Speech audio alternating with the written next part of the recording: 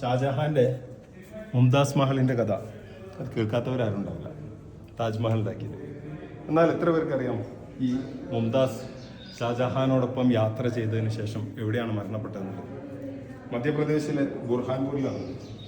ഈ ബുർഹാൻപൂരിന്റെ പ്രത്യേകത, ഇത് ഗേറ്റ് വേ ടു സൗത്ത് എന്നാണ് പറയുക. നോർത്തിൽ നിന്നുള്ള ഭരണാധികാരികൾ സൗത്തിലേക്ക് അറ്റാക്ക് ചെയ്യാൻ വേണ്ടി പ്രധാനമായിട്ടും എത്തിയിരുന്ന സ്ഥലം. ഷാജഹാനും ഇവിടെ എത്തി. ഷാജഹാന്റെ കൂടെ മുംതാസ് ഉണ്ടായിരുന്നു.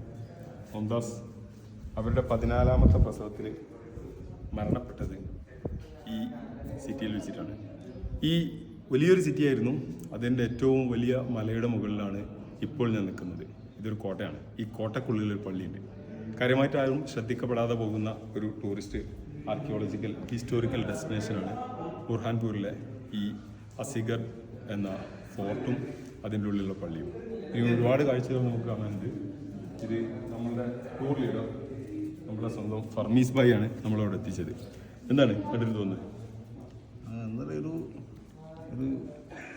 നമ്മൾ സാധാരണ എന്തോന്നു നമ്മൾ സാധാരണ നമ്മുടെ ഒരു ബക്കറ്റ് ലിസ്റ്റിൽ വരാത്തൊരു സ്ഥലമാണ് ബുർഹാൻപൂർ. പക്ഷേ ഈ മധ്യപ്രദേശിലെ ഈ ആരവല്ലി ഒരു ഭാഗത്ത്, അതേപോലെ തന്നെ വർഷഘട്ടിൻ്റെ അപ്പുറം ഡക്കാണ്ടിപ്പുറം ഒക്കെ ആയിട്ട് സത്പുര, ഇതിൻ്റെ ഇടയിലുള്ളൊരു റീജിയനിൽ പ്രത്യേകിച്ച് മുസ്ലിം ഡൈനാസ്റ്റി രൂപീകരിക്കപ്പെട്ടതിൽ ഒരു പ്രധാനപ്പെട്ട സ്ഥലം തന്നെയാണ്. പിന്നെ കുറച്ച് തെക്കിലേക്കാണ് പോകുന്നത്. ഈ മധ്യ ഇന്ത്യയിലെ ഒരു മുസ്ലിം ഡൈനാസ്റ്റികളുടെ ക്യാപിറ്റൽ എന്ന് വിശേഷിപ്പിക്കാവുന്ന ഒരു സ്ഥലമാണ് ശരിക്കും. ഫാറൂഖ് ഡൈനാസ്റ്റി, അല്ലെങ്കിൽ ഫാറൂഖ് ഡൈനാസ്റ്റി അവർ ഒരേ സമയം അവർ രാജഭരണം നടപ്പിലാക്കുന്നതോടൊപ്പം തന്നെ ഇസ്ലാമിക നാഗരികതയെ കുറച്ചും കൂടി പ്രൊമോട്ട് ചെയ്യുന്നൊരു രീതി മറ്റെല്ലാ നാഗരികതയും പോലെ. ശരിക്കും ഇന്ത്യ ചരിത്രത്തിൽ പഠിക്കുന്ന സമയത്ത് എപ്പോഴും നമ്മൾ ഈ പറഞ്ഞ മുഗളന്മാർ, സുൽത്താൻമാർ ഇത്ര മാത്രമാണ് ഉണ്ടാവുക. അതിനപ്പുറത്തേക്ക് ഒരുപാട് കുഞ്ഞു കുഞ്ഞു ഡൈനാസ്റ്റികൾ, അവരുടെ ഒരുപാട് ബാക്കിയിരിപ്പുകൾ ഇപ്പോഴും ഇന്ത്യയുടെ പല ഭാഗത്തുണ്ട്. ചരിത്രത്തിൽ അത്ര ശ്രദ്ധിക്കപ്പെടാതെ പോകുന്ന ഒരുപാട് സ്ഥലങ്ങളുണ്ട്. ശരിക്കും സൗത്തിൽ നിന്നുണ്ട്. സൗത്തിൽ നമ്മളിപ്പോൾ സാധാരണ നമ്മൾ ബീജാപൂർ ആദിൽ ഷാ ഭരണകൂടം, അത് കുറച്ചും കൂടി മുകളിലോട്ട് വരുമ്പോഴാണ് പിന്നെ ഇവർ വരുന്നത്. അതിൻ്റെ ഇടയിൽ പിന്നെ മുഗളന്മാർ വന്നിട്ട് ഔറംഗാബാദൊക്കെ പിടിച്ചെടുക്കുകയും അവിടെ ഒരു നാഗരികത ഉണ്ടാക്കുകയും ചെയ്യുന്നുണ്ട്. പിന്നെ ഇവിടുന്ന് പോയി മധ്യപ്രദേശിൽ തന്നെ ഭോപ്പാലിൽ ഈ ബീഗം പിന്നെ നവാബ് ബീഗന്മാരുണ്ടായിരുന്നു. 4 ബീഗന്മാരാണ് ശരിക്കും ഭോപ്പാലിൽ നിന്ന് നഗരം ഉണ്ടാക്കുന്നത്. അപ്പോൾ ഇന്ത്യയിലെ ഏറ്റവും വലിയ പള്ളി താജുൽ മസാജിദ്, 25,000 ആൾക്കാർ. നമ്മൾ വളരെ മനസ്സിലാക്കുന്നത് ഡൽഹിയിലെ ഏറ്റവും വലിയ പള്ളിയാണ് അല്ല, താജുൽ മസാജിദാണ്. താജുൽ മസാജിദ് ഉണ്ടാക്കുന്ന ഒരു സ്ത്രീയാണ്. അവിടെ മോത്തിമഹൽ ഉണ്ടാക്കുന്ന ഒരു സ്ത്രീയാണ്. ഭോപ്പാൽ ജാമിയ മസ്ജിദ് ഉണ്ടാക്കുന്ന സ്ത്രീയാണ്. എന്ന് മാത്രമല്ല അലിഗഡിലെ ആദ്യത്തെ ചാൻസലർ ഈ ഭോപ്പാലിലെ ബീഗാണ്. പിന്നെ ഒരു പെണ്ണരശ നാടാണ്.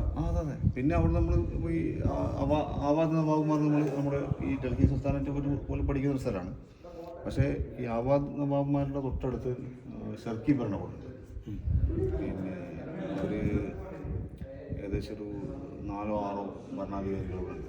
ഭയങ്കര സ്പിരിച്വൽ, അതേപോലെ തന്നെ ഇസ്ലാമിക് സിവിലൈസേഷനൊക്കെ കൂടുതൽ പ്രാധാന്യം കൊടുത്തുകൊണ്ടുള്ള കുറേ നിർമ്മിതികൾ അവിടെ ഉണ്ട്. അവിടെ തന്നെ അഠാല മസ്ജിദ് ഭയങ്കര നിർമ്മിതി. നമ്മൾ ഇന്ത്യയിലെ ഒരു ടോപ്പ് 10 പള്ളികളിൽ ഞാനൊരു 4ാം സ്ഥാനം 5ാം സ്ഥാനം കൊടുക്കുന്ന പള്ളിയായിരിക്കും അഠാല മസ്ജിദ്.